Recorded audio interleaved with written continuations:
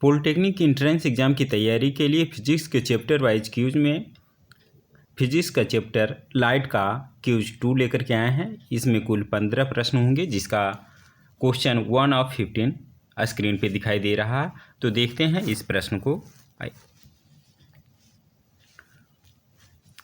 The imaginary line passing through the centre of curvature and the pole of a spherical mirror is. कह रहा है कि कोई एक मिरर है जिसका सेंटर ऑफ कर्वेचर यानी वक्रता केंद्र और पोल P इन दोनों से हो कर के गुजरने वाली इमेजिनरी लाइन को क्या कहते हैं? तो इस लाइन को कहते हैं प्रिंसिपल एक्सिस, जिसे प्रधान अक्ष के नाम से भी जानते हैं हिंदी में। ऑप्शन बी इसका करेक्ट आंसर होगा। ऑप्शन बी को क्लिक करते हैं। अगले प्रश्न के लिए नेक्स्ट दबाते हैं। The image of object is always same the mirror will be. कह रहा है कि किसी वस्तु का इमेज जब हमेशा सेम रहे, वस्तु के बराबर रहे, तो कौन सा मिरर होगा? तो वह मिरर प्लेन मिरर होगा, जिसे हिंदी में समतल कहते हैं। यह समतल दर्पण होगा। ऑप्शन सी इसका करेक्ट आंसर होगा। ऑप्शन सी को क्लिक करते हैं। अगले प्रश्न के लिए नेक्स्ट दबाते हैं।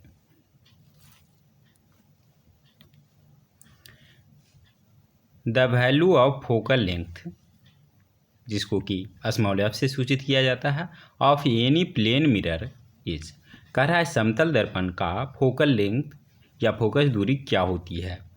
तो जो समतल लेंस होता है वह गोलीय नहीं होता। इसे मान सकते हैं कि अनंत त्रिज्या वाला एक गोला का ये भाग है। तो इसका फोकल लेंथ हम जानते हैं एफ बराबर I/2। जब इसका त्रिज्या अनंत होगा तो अनंत का अगर आधा करेंगे तो ये भी अनंत ही होगा। अर्थात समतल दर्पण का फोकल लेंथ अनंत होता है, इन्फिनिटी होता है, जो कि ऑप्शन सी में है। इसका सही जवाब ऑप्शन सी होगा। ऑप्शन सी को क्लिक करते हैं। अगले प्रश्न के लिए नेक्स्ट दबाते हैं।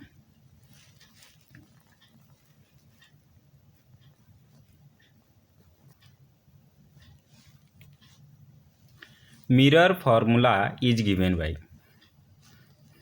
मिरर फार्मूला होता है 1/u + 1/v = 1/f, जहाँ की u वस्तु की दूरी, v प्रतिबिंब की दूरी और f फोकस दूरी होता है। ऑप्शन डी इसका करेक्ट आंसर होगा। ऑप्शन डी को क्लिक करते हैं। बिल्कुल सही। अगले प्रश्न के लिए नेक्स्ट दबाते हैं।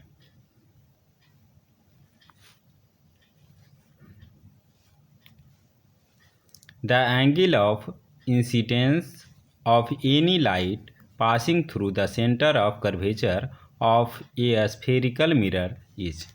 कह रहा है कि किसी मिरर के सेंटर ऑफ कर्वेचर यानी सी से गुजरने वाली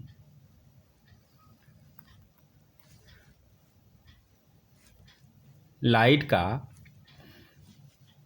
एंगल ऑफ इंसिडेंस, तो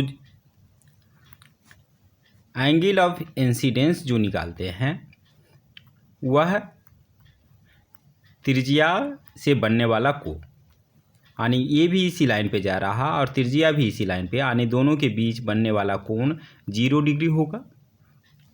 angle of incidence of light, जो कि ऑप्शन ए में है, इसका सही जवाब ऑप्शन ए होगा। ऑप्शन ए को क्लिक करते हैं। अगले प्रश्न के लिए नेक्स्ट दबाते हैं।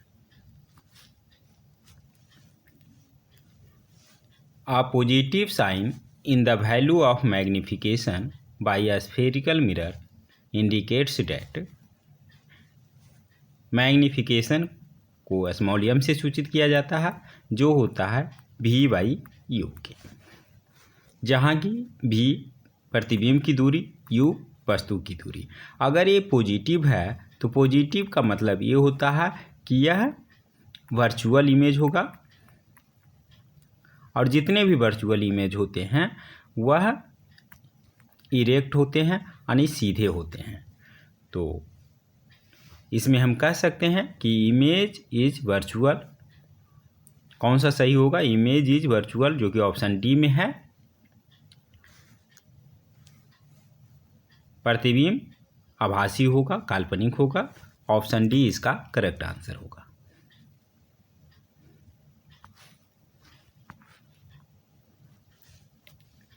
कह रहा if magnification m equal to plus 1.5 then. कौन सा कथन इसमें सही है? तो सबसे पहले पॉजिटिव है, इसका ये मतलब हुआ कि इमेज मेरा वर्चुअल होगा। अच्छा, एक से जब ज़्यादा है तो ये क्या होगा? इनलार्ज्ड होगा। इनलार्ज यानी कि प्रतिबिंब बड़ा होगा, इमेज बड़ा होगा ऑब्जेक्ट से। तो देखिए ये तो बराबर कह रहा है, तो ये नहीं होगा। यह बड़ा कह रहा है।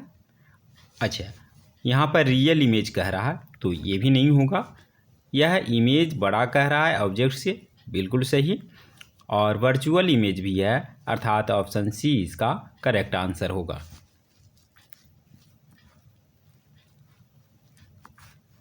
ऑप्शन सी को क्लिक करते हैं। अगले प्रश्न के लिए नेक्स्ट दबाते हैं। Focal length of a plane mirror is. Plane mirror का फोकल लेंथ, फोकस दूरी अनंत होता है, इन्फिनाइट होता है, जो कि ऑप्शन ए में है। इसका सही जवाब ऑप्शन ए होगा।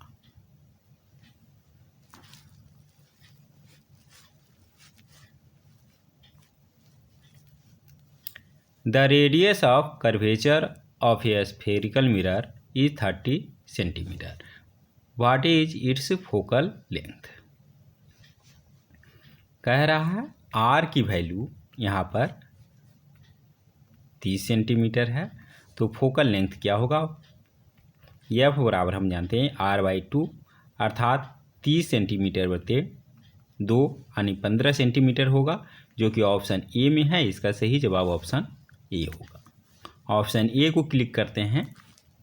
अगले प्रश्न के लिए नेक्स्ट दबाते हैं।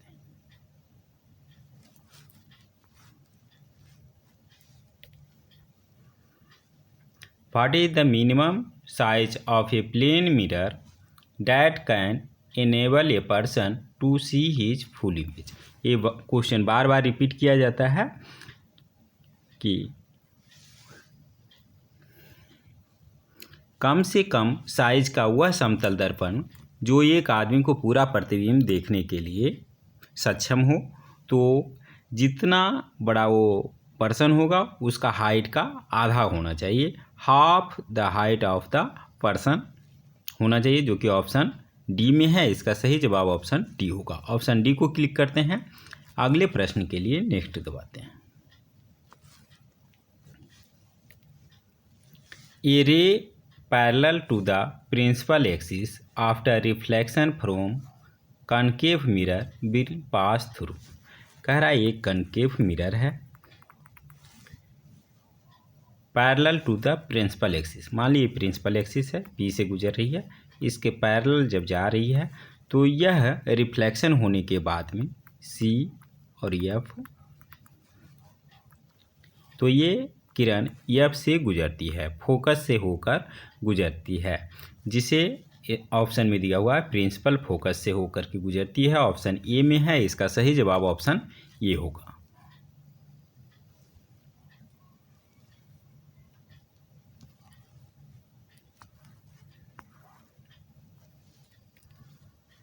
The magnification produced by a plane mirror is. देखिए मैग्निफिकेशन एम बराबर हम जानते हैं v/u, यानी प्रतिबिंब की ऊंचाई बटे बीम की ऊंचाई।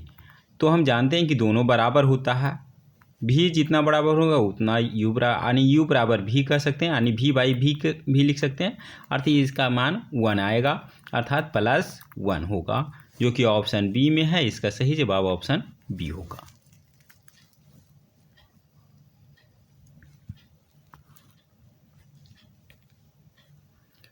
How many images can be originate from object kept between two parallel planes?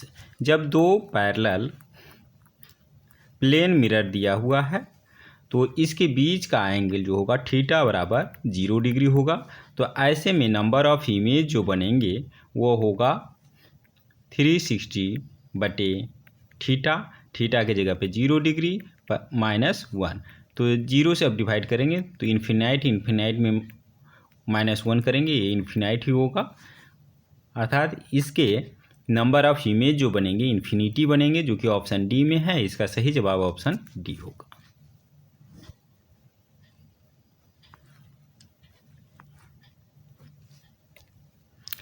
The effective diameter of the circular outline of a spherical mirror is called। कह रहा है स्फेरिकल मिरर है, इसका इफेक्टिव डायमीटर अर्थात इसका किनारे से किनारे तक की बीच का डिस्टेंस ये जो है यह क्या कहलाता है? इसे कहा जाता है अपेर्चर, जिसे हिंदी में द्वारक के नाम से जानते हैं। द्वारक या छिद्र कहा जाता है। ऑप्शन ए में है, इसका सही जवाब ऑप्शन ए होगा।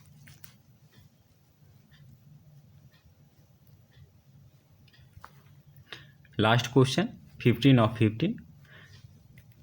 The focal length of A spherical mirror depends on. Focal length का फॉर्मूला हम जानते हैं, F बराबर R/2। तो ये किस पे डिपेंड करता है? R पे डिपेंड करता है। R क्या है? Radius of curvature of the spherical mirror, इस पे डिपेंड करता है। ऑप्शन ए में है, इसका सही जवाब ऑप्शन ए होगा।